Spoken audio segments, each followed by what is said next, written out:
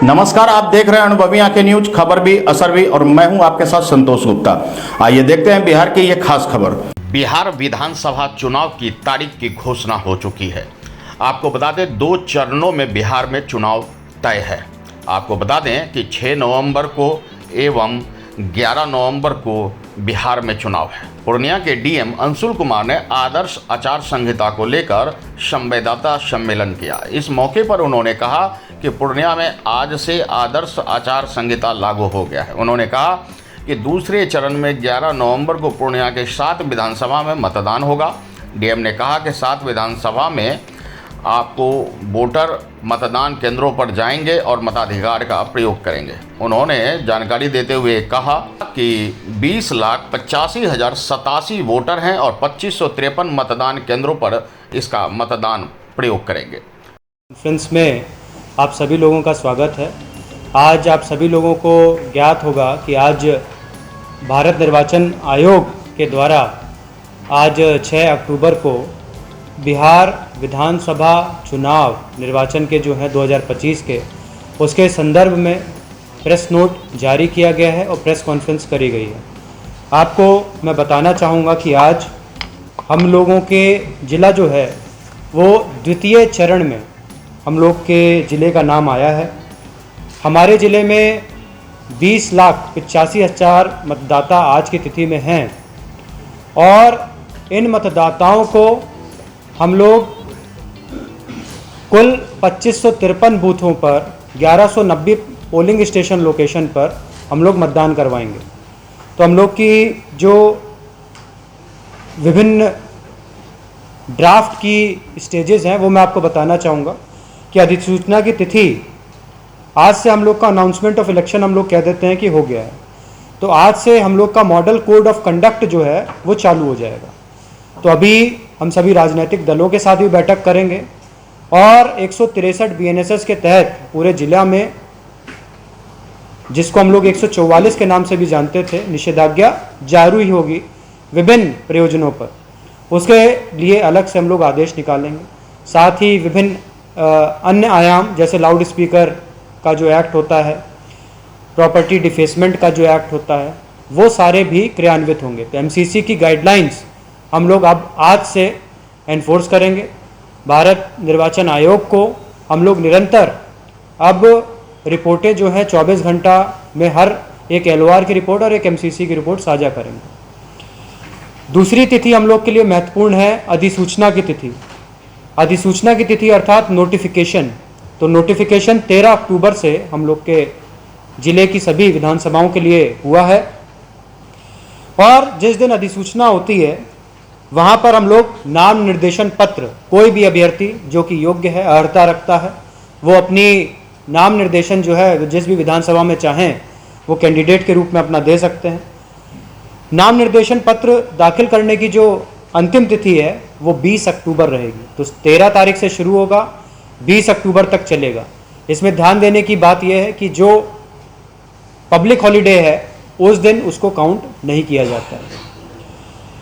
नाम निर्देशन पत्र की संवीक्षा या स्क्रूटनी जो हम लोग कहते हैं तो वो 21 तारीख को होगी। अभ्यर्थता वापसी का अंतिम तिथि, कैंडिडेट विड्रॉल की जो तिथि है वो 23 तारीख है। 23 तारीख के बाद में हमारा कैंडिडेट का लिस्ट फाइनल हो जाएगा और उसके बाद हम लोग उसको बैलेट पेपर छपवाना इत्यादि के कार्य कराएंगे। मतदान की जो हम लोग की तिथि रहेगी वो 11 नवंबर रहेगी और जो हमारी मतगणना की तिथि है वो 14 नवंबर रहेगी।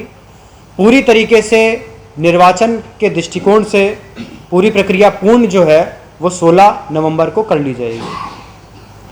अभी मैंने आपको बताया कि कुल हम लोगों की 7 विधानसभाओं में चुनाव होना है, 2553 बूथ, 1190 लोकेशन। इसमें हर विधानसभा में इस बार भारत निर्वाचन आयोग के द्वारा एक जनरल ऑब्जर्वर, साथ ही अन्य expenditure observer, police observer, counting observer की नियुक्ति भी की जाएगी और वो जल्दी हमारे ज़िले में आएंगे। जो चुनाव के तहत जो हम लोग का महत्वपूर्ण दस्तावेज रहता है वो एपिक रहता है, मगर आप लोग को जानकारी होनी चाहिए कि 12 अन्य दस्तावेज भी हैं जिसमें आधार भी है, मनरेगा का जॉब कार्ड भी है और अन्य भी हैं जिनके माध्यम से भी वोटिंग करी जा सकती है।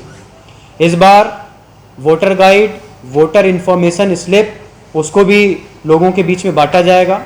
इस बार एक नई चीज़ करी गई है कि जो पहले 1500 पे बूथ हुआ करता था तो 1200 पे बूथ होगा।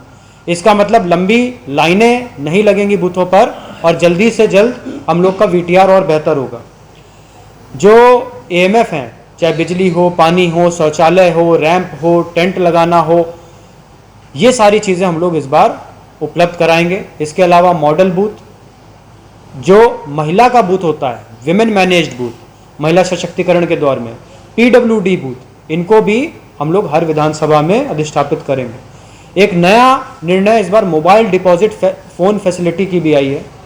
उसमें इस बार हम लोग जो भी लाइन में लगे होंगे उन लोगों का वॉलंटियर के द्वारा फ़ोन जमा करने का प्रबंध भी किया जाएगा ताकि उन लोगों को दिक्कत ना हो। पिछली बार की तरह एब्सेंटी वोटर जो 3 श्रेणी के होते हैं, सीनियर सिटीज़न हो गए, 85+ वाले, या फिर PWD हो गए, या फिर कोई कोविड से ग्रसित है, तो उनके लिए होम वोटिंग की भी व्यवस्था जो है वो रखेंगे हम लोग।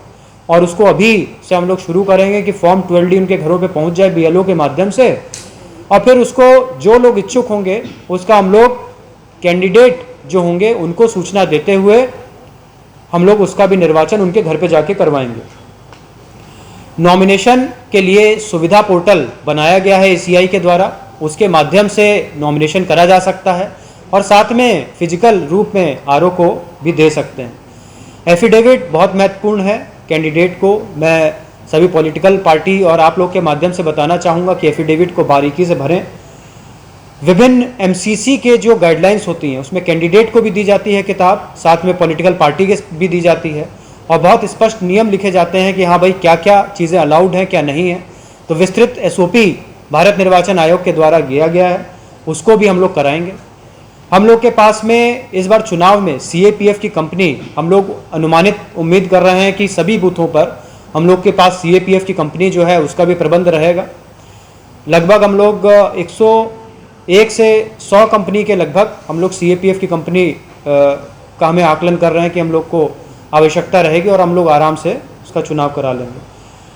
पुनः आज के प्रेस कॉन्फ्रेंस के संदर्भ में मैं आप सभी लोगों के धन्यवाद देता हूं और मैं आपके माध्यम से ये भी बताता हूं कि आज से हम लोग की निषेधाज्ञा जो है वो हम लोग के पूरे ज़िले में लागू हो जाएगी। कोई भी सार्वजनिक स्थल पर बिना अनुमति के जुलूस इत्यादि नहीं होगा, और लाउड स्पीकर भी अगर कोई यूज़ कर रहा है तो वो भी होगा, वो भी बिना अनुमति के नहीं होगा। इसका एक अलग से ऑर्डर भी निकलेगा, वो भी आप लोग के साथ साझा करा जाएगा। मैं उम्मीद करता हूं कि हम लोग का चुनाव आप लोगों ने बहुत सहयोग करा है। मैं उम्मीद करता हूं कि हम सभी लोग पूर्णिया का चुनाव एक ऐतिहासिक चुनाव बनाएंगे। मेरी शुभकामनाएं आप सभी के साथ हैं। बहुत बहुत धन्यवाद। उन्होंने पुरुष मतदाता और महिला मतदाताओं की संख्या भी बता दी। 10,99,912 पुरुष और 9,85,103 महिला मतदाता की जानकारी उन्होंने दी है। आपको बता दें कि उन्होंने कहा कि 13 अक्टूबर से नामांकन की प्रक्रिया प्रारंभ होगी, जो 20 अक्टूबर तक चलेगी।